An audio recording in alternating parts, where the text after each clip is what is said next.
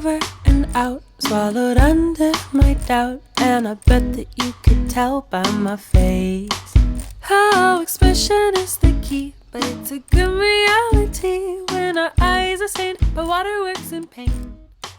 Welcome, Sam Wells, to the Hi. Heartland Song Network, and thank you so much for agreeing to be our Artist of the Month. We're about halfway through September now. What's the experience been like so far for you? Oh man, I think that being the being this artist of the month has made it just painfully clear how poorly my social management or my social media management skills are. Really, I'm honored, and I feel like I've gotten a lot of new people coming and going to my sites, which is incredible. Yeah, that's the But goal. That's definitely the yeah, goal. You but I know, realize I am slacking in what content I'm giving them. what's the last time we discovered that you've been here relatively recently, about the last 5 or 6 years or so, and that you are not Yeah. original to Kansas City, but that you came to know Mm-mm. about the Heartland Song Network through You Found Music and James Carter. So that's how this is supposed to work. You know, you network within the group that you have. It's working. Yeah, yeah. So let's talk about, for those that may not know about your music, your musical influences and your education. I understand that your family, though you may not think so, musical, and that your education was strictly through public schools. So talk about that a little Yeah. bit. Absolutely. I'm learning more and more every day just how musical my family actually is. And it's surprising that I didn't see it growing up. And now it's just blatantly obvious. Thank you, Mom, for the shout out for my family members who are musical. A lot of it was growing up in the church, and my family's always been kind of vocal in choirs and in like a musical theater appreciation aspect. But truly, I'm learning just how many like instrumentalists are in my family now. And growing up, I kind of grew up more povertous. My mom was a single mother, and so she did her very best to try to get me as much assistance as I could. But a lot of my development just came from the public school learning system. So I would just dive in and ask questions to my teachers. Once YouTube was big, that was a huge game changer in what I could actually do in teaching myself.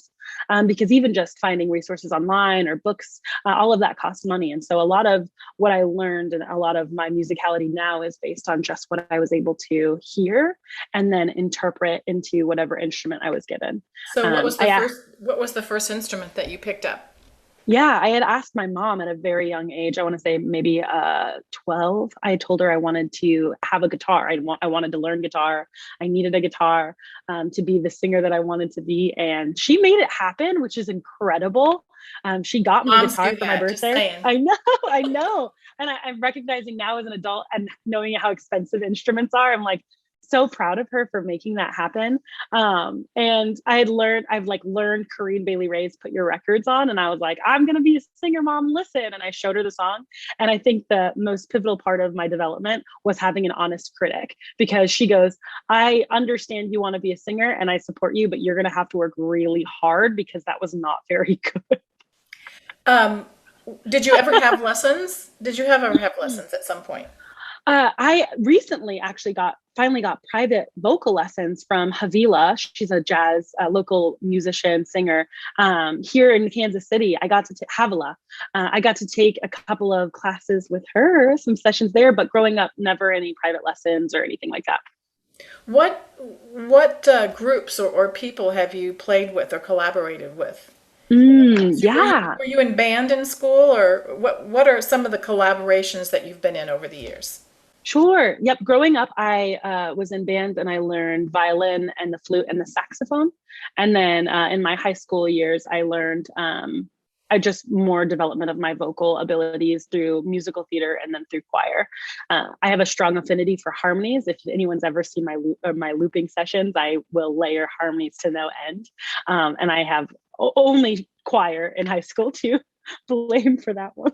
Well, I think I'm real impressed with your musicality and the way you incorporate technology into your performances, and to know that basically all of that is self-taught is very impressive. And I think that Thank you. a lot of our members have had to or have chosen to take that path, and It's just for someone like me who does not play and is not a musician. It's all pixie dust to me. I don't I don't understand how you do it.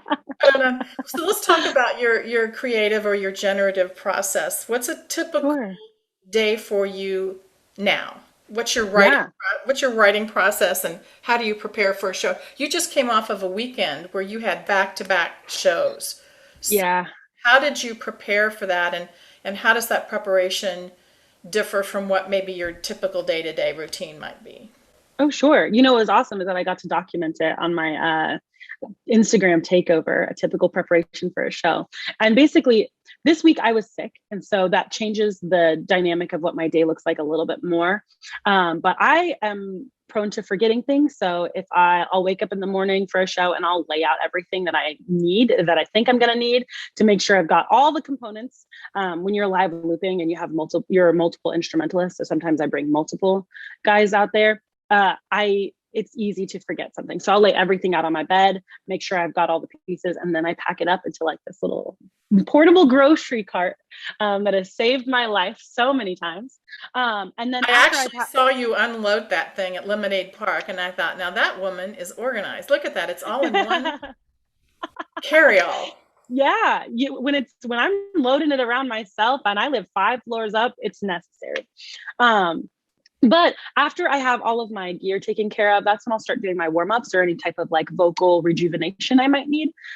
So first thing I'll do is I have a little breathing treatment guy. It's like a vaporizer. I have a portable one and one at home, and I'll do that. It's a really easy 10-minute. I just sit and I mist my vocal cords because regardless of the humidity here, they can get really dry. I'll do that.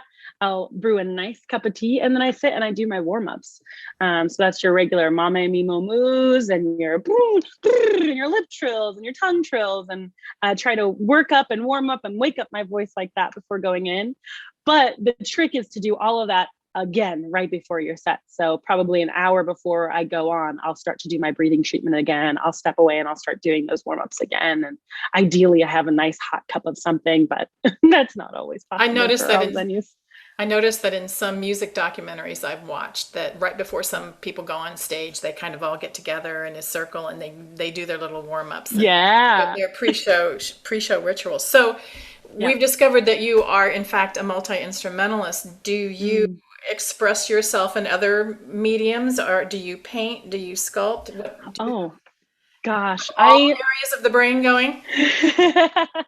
a lot of my other mediums are mostly writing. So whether it's poetry or short stories or literature in that way. I have recently gotten into painting, but I was always a pretty like anal retentive kid. And so in being in the lines and making sure things look clean and neat was always something that was really important to me. So painting, which is where you're completely letting go of that control and you're expressing without bounds and without these parameters, has been really cathartic, but also very new to me. I can show you something that I worked on recently I would if love it's that. okay. So I'm always very intrigued and in awe of artists that are multidisciplinary in what they Yeah. can do. It's amazing. So let's see what you got. Okay. This is the thing I most recently worked on. It's very abstract. It was a dual thing. So one of my friends and I were partnering on how we did it. So I two paintbrushes going at the same time, Is just that kind of both. oil? Oh no, it's acrylic. It's just an Acrylic. acrylic paint. Yeah. And so it was really nice to kind of anticipate where my friend was going to be going with their paintbrush and then working around it and working together. But the pure chaotic messiness that came through with it was so freeing for me to be like, it doesn't have to be anything and No. it can still be beautiful and still catch my eye. So I that's love that raspberry color. It's like it's on your right. top. It's like the top that you've got on Uh, right now. Same oh raspberry. yeah. Oh, yeah. Fabulous. I love that color. Yes. So it's been Is good. I'm getting into it. Yeah, well, kudos to you and go with that. Thanks. Don't let that Yeah. because who knows? You are very young and you've got a long trajectory in front of you. And who's to Hope say, so. what path you may go down? Was there a particular performance or artistic experience that had a Mm. profound effect on you Oh, that oh, you'll remember always, no matter what? yes. Yeah, it's funny because it's not necessarily like inherently musical, like vocally musical or instrumentally musical. But growing up, I saw the movie Strictly Ballroom. Are you familiar? I am. And the dance. So I do love dance. So in other art forms, I went to school for dance for a very long time as well. That just showed me that there's so many possibilities for expression just in like the way that your body moves. There's the it's not in the final piece. It's like right in the middle where the two dancers are introduced to each other and they begin their dance, and it's like a tango, and it's intimate and it's passionate, and the music that swells behind them. Movie scores are incredible for introducing people to music, but the music that swells and the way that they interact with one another and the way that their bodies just, obviously they choreographed it, but they know what's coming next. And myself as a 6-year-old was like, what is this magic? Every part of this is powerful and stimulating and tantalizing, and I was like, that's all I want to do. Whatever's happening in this is everything that I want to do. And so I did go to school. I did a lot of musical theater because I love the acting, I love the dancing. So I did choreography for a very long time, and the music. I just wanted to immerse myself in these things that elicit these powerful emotions. And I just remember Strictly Ballroom like blew my mind as a child. Yeah, I don't know. As a child, it goes back so much farther for me because I'm so much older than you are. But I remember when I was in grade school, they had a marionette company, puppetry company, come to our grade school. And this would have been in the late 1950s, early 60s. And it performed like at a what do they call those? An assembly for the entire school. I had never seen anything like that. I had never experienced any kind of live theater or any live performance. And I remember being simultaneously terrified and intrigued and all those things, and entertained and all that at the same time. And I never forgot that performance. And, it's 60 years ago now. So when I first saw this question being posed to someone else, I thought, okay, how would I answer that? Because I've experienced so many wonderful concerts and plays and theaters. What's probably kind of the first one that you can remember, and did it have a profound effect on you? Because if you can remember it did. It definitely did. Yeah, Strictly Ballroom marionettes. You never know. Never know. Something wild. Do you ever experience kind of writer's block or suffer from imposter syndrome? And if you do, how do you move through that? Boy, do I. I'm so sorry. I don't mean to laugh so comically that way, but truly, I think it comes with the territory. For the writer's block portion, feeling uninspired is a one-way ticket to imposter syndrome of like, how can I ever create anything ever again? And is anything that I even created worthwhile if I can't do it at the drop of a hat or do it when I'm feeling like I should be doing it? Imposter syndrome is a huge one. I've even heard from the greats where they're like, yeah, sometimes I'm just like, it's not me. But for writer's block specifically, I feel like after the pandemic, I was pouring out and pouring out and pouring out. And I wrote so many songs during that time. And if you heard them at the shows, and if you've been to maybe my shows, where they were really reflective and contemplative and emotion based and driven. And now that I'm in this kind of like season where it's up, or where I'm discovering new things and I'm having these experiences and I'm going and I'm playing shows, I feel like I haven't been able to write a thing.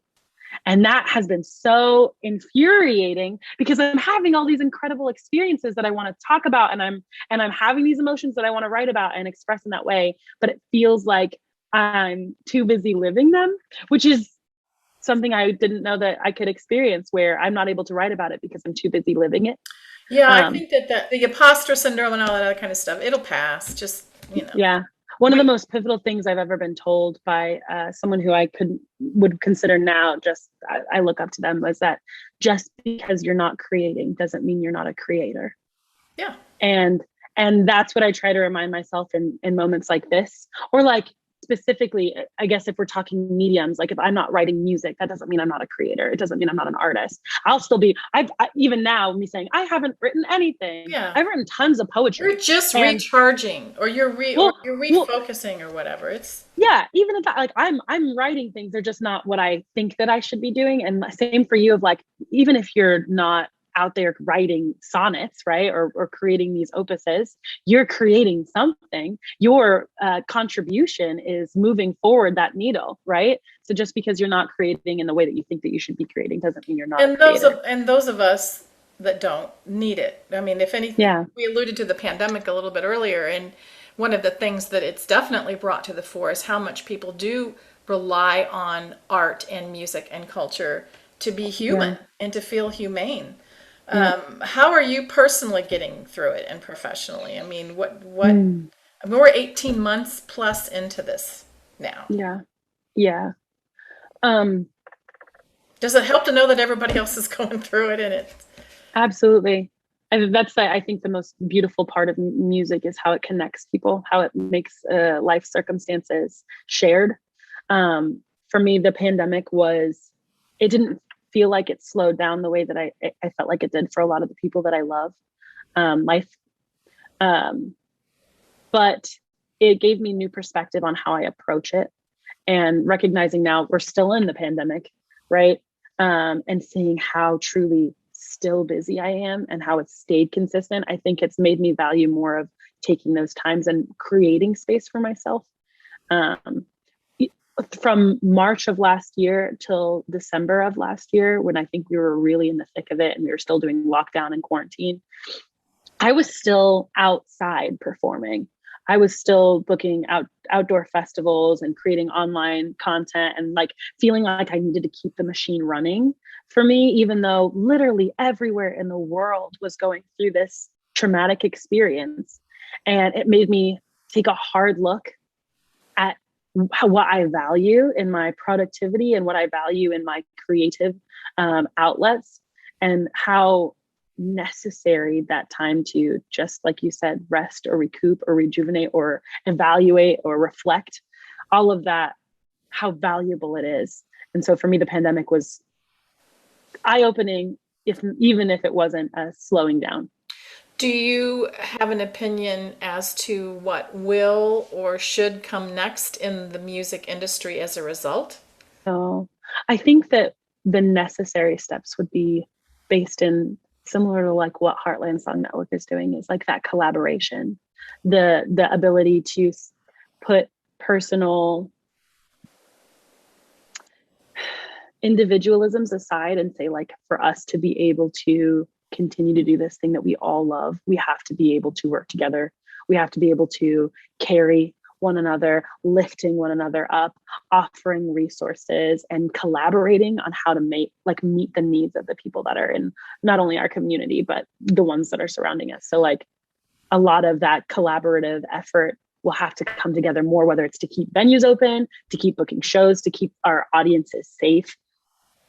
I think that that's the next step, because before it kind of felt kind of like a dog eat dog world where like, if you don't have this inside ancillary information, like that's too bad. Hope that you get it from somewhere else, but I'm not going to offer it to you. And that's not necessarily Kansas City. Kansas City has done a great job, I think, of creating an open and an invitational space. But for the music industry as a whole, I think we're going to need a lot more of that collaborative effort to keep us going. Well, I don't disagree with that at all. And I think Mm-hmm. collectively, the venues pairing with the artists in requiring proof of vaccination Yeah. and or a negative test within a certain period of time, that kind of collective effort or collaborative effort for the greater Right. good, so that we can keep Yeah. continuing forward, that really doesn't have anything to do with the music itself. No, it's just setting the standard. Yeah, it's just setting a societal standard for being able to Mm-hmm. continue. You know, I music is such a talisman for social change. It has been throughout my Right. lifetime. You Yeah. know, the anti-war songs and civil rights songs and women's liberation and everything in the Mm. 50s, 60s, and 70s.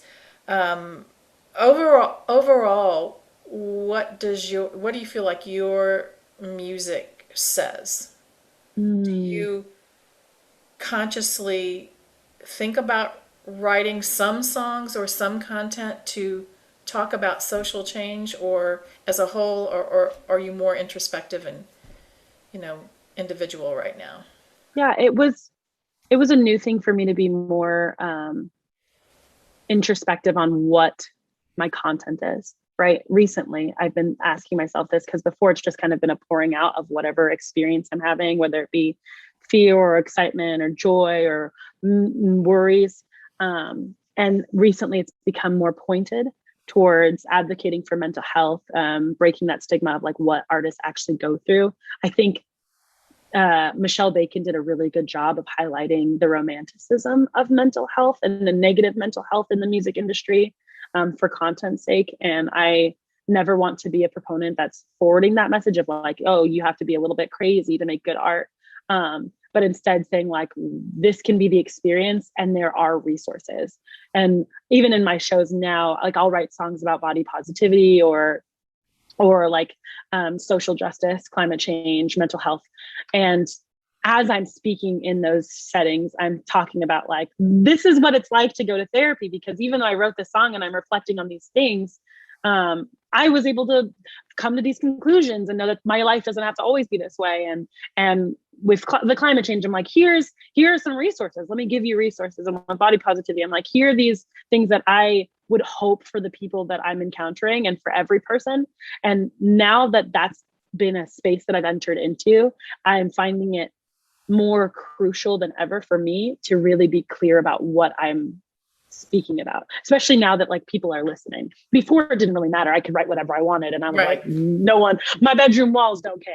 Right. Yeah. But Yeah, now but you that feel a certain you do feel a certain responsibility yes, for the content that absolutely. you're putting out there. What can the Heartland Song Network do to support you and your creative efforts? Knowing what our mission is to empower or Right. elevate the art of songwriting through education, collaboration, mentorship. Yeah. What can we, if you could wave a magic wand and we could grant your very every wish, what can we do to help support you as an artist that would like to stay and thrive here and not Mhm. necessarily tour, but just be a Yeah. part of the fabric of the music ecosystem?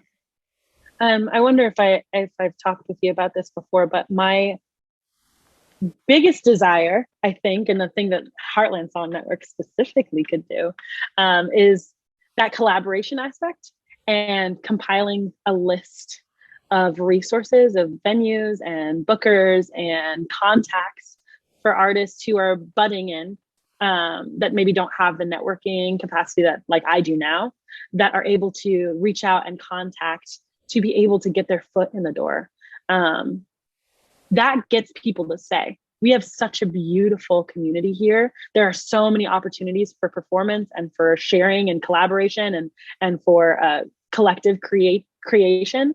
And I think that main barrier is not knowing who I'm supposed to be talking to. Who runs the Riot Room? I don't know, but I would love to play there, right? And so being able to have maybe a starts with a D that I'm A looking for, directory? a directory. Thank you. Yes, a Yeah. directory on like where we can go and who we can reach out to, and whether it's also just artist information, like these are this artist contact information, and if you're looking to put together a bill for a show, like here's how you reach out to them, and like what kind of music do they play and where are their links. I think stuff like that, Okay. the kind of Well, directory like that we'll would be massive. definitely take that under advisement. I mean, we are planning Mm. for the next year, and we've only been in existence since the pandemic started. So Yeah, it's crazy. that Your is footprint crazy. is So massive. I what love we it. have been able to do is present a series of workshops and webinars every month. We have done one Yeah. on things like copyright and publishing and social media. And we do the Song Chef most every month with Odie Blackman from Middle Tennessee State University on kind of critiquing songs. Awesome. But the directory that we're talking about here, that was attempted, something like that was attempted by Folk Alliance some years back, and it proved to be such a monumental task to upkeep. You know, Yeah. you might get something together to begin with, but then the constant Mhm. upkeep of it just proved to be too much the staff that they had. So, Sure. I'm hear what you say. I'm hear what you're saying, and I'll take it. Yeah, I would love to just wonder with you and maybe offer this. But it could, because you mentioned that like the actual development of that and the upkeep of that, it would be so heavy. Right. I wonder if there's a way to make it where people can submit that information. Right. So then it's not up to one person to upkeep, but like artists themselves, people will ask me, my artist friends will be like, hey, you booked this show, who did you speak to? And it can be so easy to like pop in that information as well. And I think the artists would enjoy keeping something like that up as long as it was still feeding that ethos. Speaking of advice, do you have any for for beginners or for your 18-year-old self as you were just getting out of high school and wanting to do this thing called music? What kind of advice would you give? I would say your 18-year-old self. Yeah. For me, that it's okay to fall in love with it even when no one's listening, and to not be afraid to put yourself out there even if you feel like it's not going to be very good. There's something for everyone. There are billions of people in this earth, and there is someone out there who will enjoy what you're creating. And as long as you enjoy it, as long as you like what you're doing, it's worth doing it. And that was hard for me growing up, to say, I don't want to waste anyone's time with what I'm doing. And I don't want to, if I'm creating, but it's just, is it worth being put out there? And the most valuable lesson I learned was that as long as I liked it, that's all that mattered. I think that's great advice and a great perspective. And I think it will stand you in good stead for a very, very, very long time. Thank you so much for taking time to do this today. I know that you're not feeling all that great. Is there anything that you want to make sure we cover that we did not? No, we covered a lot actually in 40 minutes. Did. Oh my gosh, it went by really quick. Quick. But your interview prep is amazing. It's like you took your own class or something. Well, actually, I've been doing it for a little while now, about 10 or 12 years. And I've been interviewed now several times, and I know what I like and don't like about being interviewed. So it's a learning process. It's a learning process for sure. And I'm always very, very nervous when I'm on the other end of it. I'd much rather be the one asking the questions than answering them. But we're so happy to have you as a member of the Heartland Song Network. We hope that you choose to participate moving forward. It's been great so far having you as the Artist of the Month for September here in 2021, and we can't wait to see what's next from Who is Sam Wells? Yeah, you and me both. Let's before we sign off, let's give folks the 411 on how to contact and access your content.